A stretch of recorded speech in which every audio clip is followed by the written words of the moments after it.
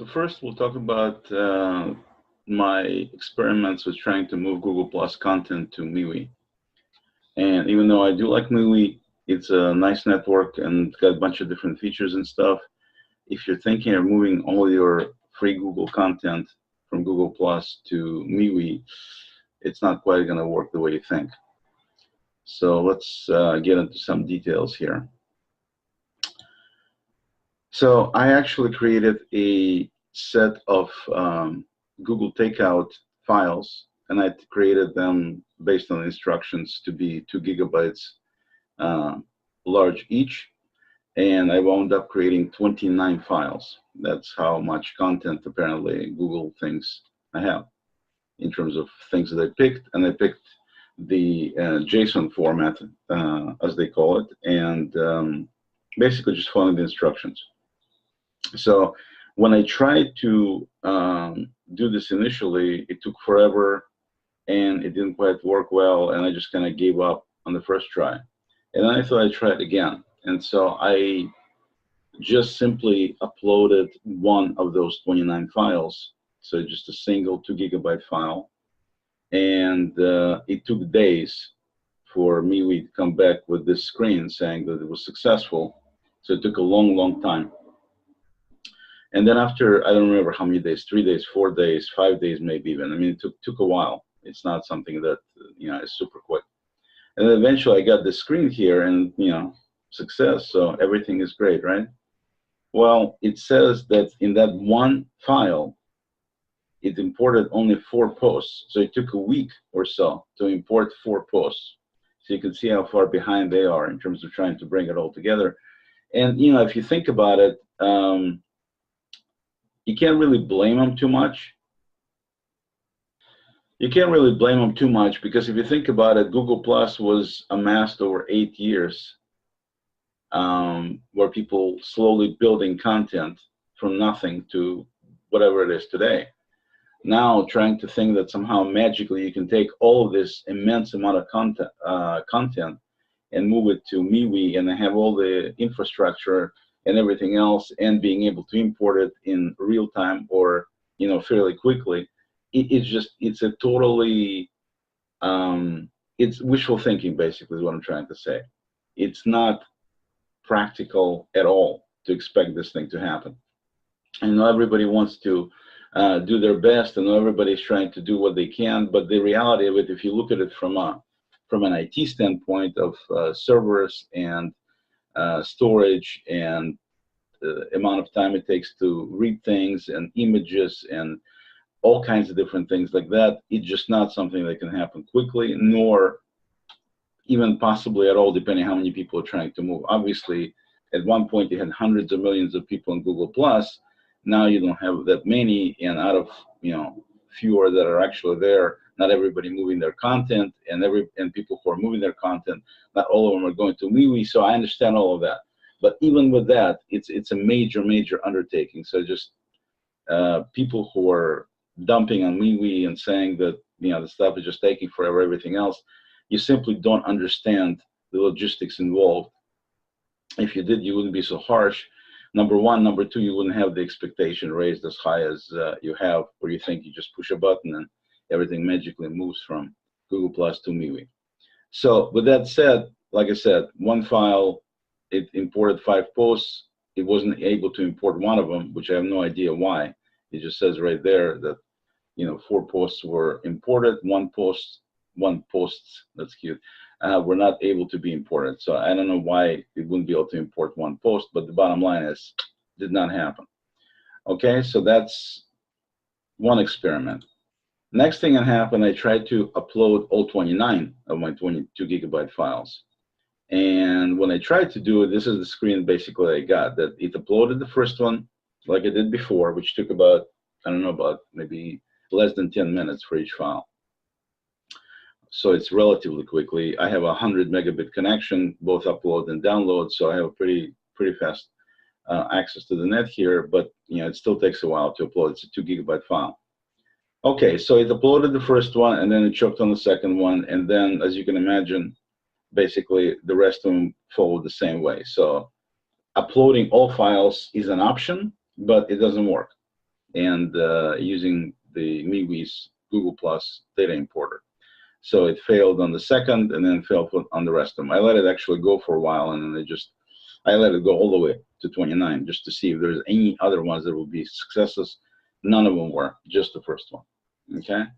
So then I decided, you know what, I'm going to do one at a time. And so I uploaded the first one, and then I uploaded the second one, and noticed that both of them were successful. So I thought, okay, maybe that's the situation. Don't upload all 29, just do them one at a time. So I started doing that. And when I did that, after uploading just 3, I got the screen here that says, you know, files uploaded, waiting to start importing, right? But unfortunately, when I tried to import, I got this screen. It says you get 8 gigabytes of free storage. So basically, I'm out of room, essentially. See, it says you run out of storage space. And so, you know, you can get the freebie 8 gigabytes for free, but if you want to have more, then you need to do the one of the other plans. And based on my calculations, if I ran out of room after 3 files, if I went with the second tier, 50 gigabytes for $4 a month, that's roughly 6 times. And since I have 29 files, I actually needed more like 12 times. So I probably might be able to get by going to the 100 gigabyte option, which is, you know, $6 a month. But if you think about it, for $6 a month, actually for less than 5 at this point, or for 5, you can get a G Suite account. So you'll be paying less money per month, and you'll be able to have the same old Google Plus experience on G Suite. So why go to MeWe if that's the case?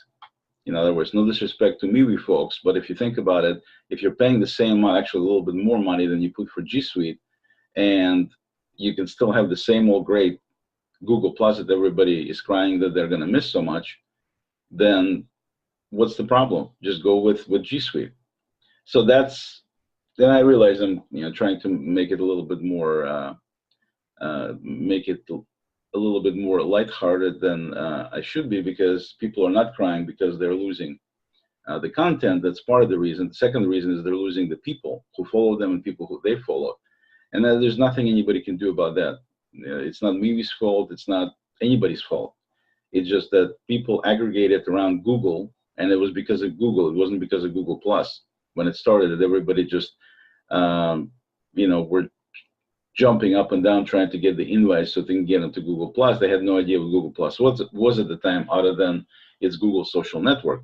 Because of the love for Google at the time, because a lot of people pretty much did love Google. It's not the same relationship people have now with Google, including myself.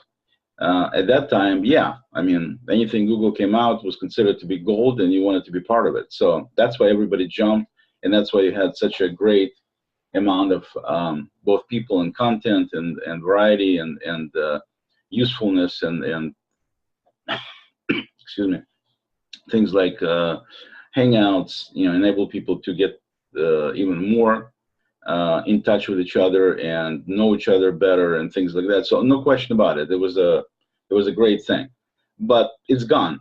It's basically going to be killed. So I mean, they already killed Hangouts a long time ago, separated from Google Plus. So it's not the same thing anyway. But the reality of it, with everybody talking about Google Plus, it's not Google Plus. It's Google, is what it is. Everybody jumped on Google Plus because that was from Google, because it was from a big company. Many people hated Facebook. I still don't like Facebook. I tried using it recently for a while I'm moving some of my stuff to MeWe and to G Suite side, and I don't like it at all. I don't like Facebook. I don't like anything about it practically. Okay, so I'm not going to be continuing to do a lot of stuff on Facebook. Practically nothing, most likely. Okay, so back to, you know, what we have is we have G Suite, where you can use Google Plus, and you can use MeWe, and you can use, you know, a bunch of other networks. But that's how people are going to spread out. There is no one big company that everybody loves, that anything they come out with, everybody's going to jump on it. That's no longer out there. Okay, so with that being the case, the concept of trying to get people to go with you to the same place is, again, wishful thinking. Not going to happen. Okay, some people may, and some people may not, and it has nothing to do with Google Plus per se, because whatever relationships you made are no different than making relationships in real life, or making relationships on Facebook, or making a relationship anywhere else. If you make a relationship and you like the person and you deal with them and they like you, it's going to happen wherever it happens. It has nothing to do with Google Plus. I mean, Google Plus is just a platform where you meet, kind of like when you go out on a date or something, or meet with some friends at some pub. Pub has nothing to do with it. You just happen to meet with them there. You could just as easily meet at any other pub and have just as good a time, or movies or whatever it might be. So it's not Google Plus. I mean, people keep saying, "Oh my God, Google Plus is going away." It's not Google Plus. It has nothing to do with Google Plus. Okay, whatever relationships you established, you can continue to have those relationships. And since you were establishing them on Facebook, or you're establishing them on Google Plus, or you're establishing them on the street, it doesn't matter. I mean, that part of it is the same. It doesn't change at all. It's not like Google Plus is leaving and, oh my God, you're not going to have any relationship with anybody. It's just another tool that people used, and now you can use some other tools. So anyway, like I said, get over it. It's not that big of a deal. And Google Plus is leaving. But in terms of where to move, yeah, you need to figure out where you're gonna, if you're gonna continue to do the social thing, where you're gonna do it. And some people move to Facebook, some people move to MeWe, other people move to some other Mastodon. I mean, there's number of different places and stuff. But looking again here specifically, I actually like MeWe, at least so far. As you can see, I totally ran out of options here, at least for free options like we had on Google Plus, with very little amount of content being uploaded. So I did move some things manually, and that was not a problem. And it just takes a little bit of time. It's not that difficult to do.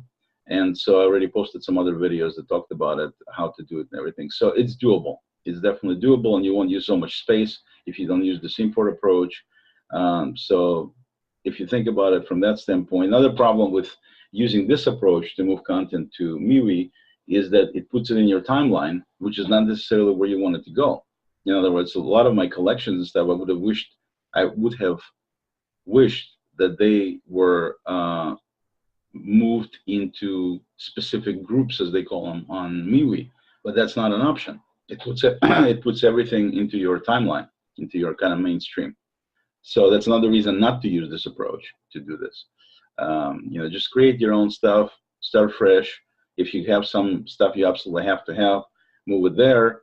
If you have to have for your own purposes, you can always move it into a blog, either using Friends Plus Me, a company that put together their own tool, allows you to set up either blog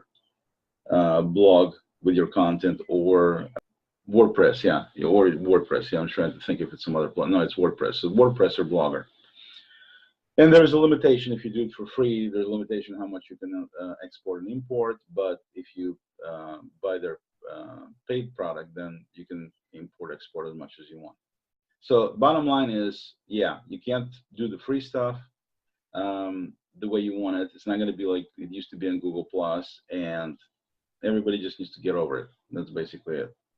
All right, with that, let's talk about Inbox. I read this article, which I can't find, unfortunately, today on LinkedIn, about the demise of Inbox. And you have some people talking about it being shut down on April 2nd. You have other people saying that it's not shutting down. You have other people saying that, it's just ridiculous if you think about it, what kind of comments people write. People wrote stuff that they're going to miss it, and they hate Gmail, and they can't imagine switching to Gmail, and this was so much better, and on and on and on and on.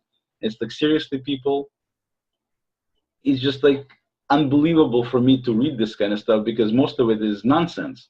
It's total, utter nonsense. First of all, Inbox was created by Gmail team. Okay, and people said, some people were asking, am I going to lose my email? My email is not going to work anymore. No, your email will work just fine. It'll just simply work in Gmail, and Gmail and Inbox were always looking at the same database, basically, of where the emails are coming from. It's the same exact thing. in terms of the emails. It's not like it's two different services that use two different email bases. It's the same email base. You're not losing anything but inbox going out. It's the same thing. You can be looking at same emails in inbox. You can be looking at them at Gmail. It's exactly the same thing. They're organized a little different, the way they show it. The interface is a little bit different. The look and feel is a little bit different, but you're looking at the same emails. So with inbox going away, inbox, when it was introduced, it was slightly different because it looked different. It had slightly different functionality. You know, instead of people calling labels like you do in Gmail to mark emails, you had bundles. And they worked a little bit different, but basically it's the same thing. Bundles are labels, same exact deal. They had some special bundles which allowed you to have things like information about your finances, information about your travel. Yes, that was very nice, but with a little bit of filter setup on Gmail, you can have the same things yourself. You can set up a filter called travel, and you can populate it with you know, any emails come back from Expedia or come back with the words hotel or car or, you know, rental, anything like that. You can set up a filter and it'll go into your travel. I realize it's not automated like it was in inbox, but at the same time, you can set up these things for any categories that inbox never had. Same concept. And then one guy said, I love the pin capability, pinning, being able to pin emails. And of course, Gmail doesn't have it. Of course, Gmail has it. It's not called pinning, but you can definitely do easily the same thing using stars. And you have a lot more flexibility because you don't have to have just one star, like single pin in inbox. You can have as many stars, and not as many, but there's a number of stars you can have. And then what you can do is you can set up a filter for that particular star. So it only comes up with the messages that have that star in them. And you can easily stick that link to your bookmarks bar in Chrome, and with a single click, it'll come up with all your quote-unquote pinned, or in this case, starred messages. And like I said, you can have a folder potentially in your bookmarks that will have multiple categories of these pins. So you can have pins for business, pins for personal, pins for, you know, whatever you want to have. I mean, anything you want to have, you can program that way fairly easily with filters, and then have bookmarks on your bookmarks bar and access them with a single click. I mean, it has the same kind of capability. There's nothing that inbox had that Gmail doesn't have now. Okay, initially it was really cool when they came out with inbox because you had ability to snooze messages, so you can actually have them disappear from the view and then come back at a different date and time. Very useful, very convenient, no question about that. But they've added that capability to Gmail recently anyway. So you have exactly the same snoozing capability again. So that was a big deal, big difference between Gmail and inbox. Now that capability is in there. Again, labels, bundles, pretty much same thing. Pinning, pretty much same thing in terms of what stars do. So there's really nothing. I mean, yes, the way it looked was kind of cool. I agree with that. It had this really nice look to it, and